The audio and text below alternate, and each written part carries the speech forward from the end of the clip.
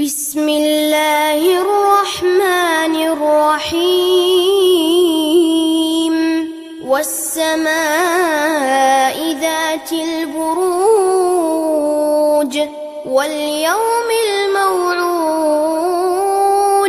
وشاهد ومشهود قتل أصحاب الأخدود. அஸ்ஸலாமு அலைக்கும் வரஹ்மத்துல்லாஹி வபரகாத்துஹு.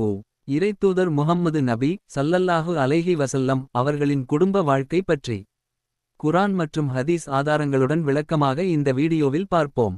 இறைத்தூதர் முஹம்மது நபி ஸல்லல்லாஹு அலைஹி வஸல்லம் அவர்களின் குடும்ப வாழ்க்கை என்பது இஸ்லாத்தில் மிகச் சிறந்த முன்னுதாரணமாக கருதப்படுகிறது.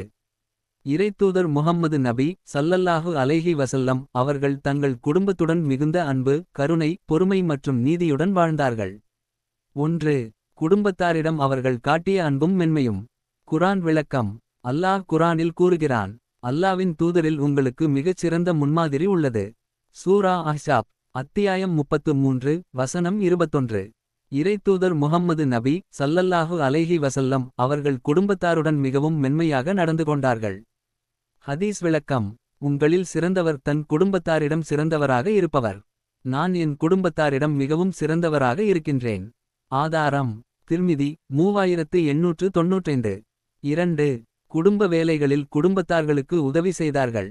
இறைத்தூதர் முஹம்மது நபி ஸல்லல்லாஹு அலைஹி வஸல்லம் அவர்கள் வீட்டில் இருந்தபோது குடும்ப வேலைகளிலும் உதவி செய்தார்கள். ஹதீஸ் விளக்கம். இறைத்தூதர் முஹம்மது நபி ஸல்லல்லாஹு அலைஹி வஸல்லம் அவர்கள் வீட்டில் இருந்தபோது தங்கள் குடும்பத்திற்கு உதவுவார்கள். தொழுகை நேரம் வந்தால் தொழுகைக்கு செல்வார்கள். ஆதாரம் சஹீஹ் அல் புகாரி 676. 3. மனைவிகளுடன் அன்பாக நடந்து கொண்டார்கள். அன்னை ஆயிஷா ரலியல்லாஹு அன்ஹா அவர்கள் கூறினார்கள், இறைத்தூதர் முஹம்மது நபி ஸல்லல்லாஹு அலைஹி வஸல்லம் அவர்கள் என்னுடன் போட்டி ஓட்டம் போட்டார்கள். ஆதாரம் அபு தாவூத் 2578. இது இறைத்தூதர் முஹம்மது நபி ஸல்லல்லாஹு அலைஹி வஸல்லம் அவர்கள் மனைவியுடன் மகிழ்ச்சியாகவும் நெருக்கமாகவும் வாழ்ந்ததை காட்டுகிறது. 4. குழந்தைகளிடம் கருணை காட்டுவார்கள் மற்றும் கருணையுடன் பழகுவார்கள். இறைத்தூதர் முஹம்மது நபி ஸல்லல்லாஹு அலைஹி வஸல்லம் அவர்கள் குழந்தைகளிடம் மிகுந்த கருணை காட்டினார்கள்.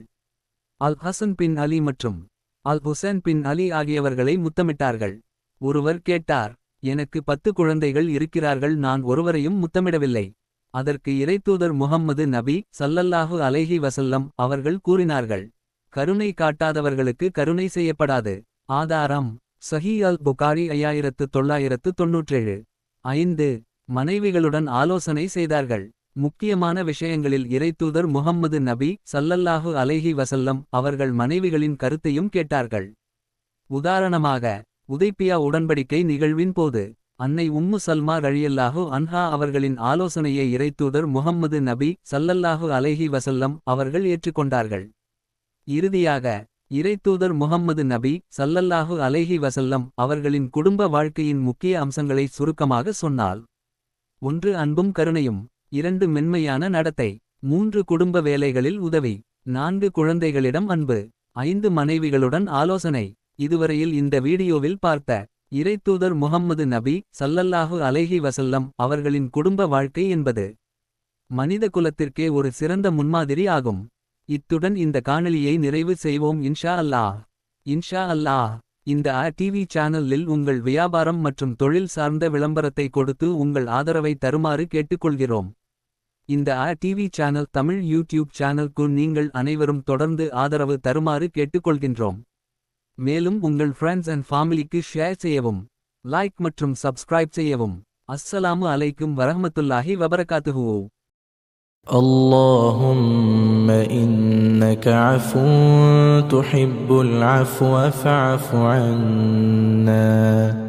اللهم إنك عفو تحب العفو فاعف عنا. اللهم إنك عفو تحب العفو فاعف عنا. اللهم صل على سيدنا محمد في الأول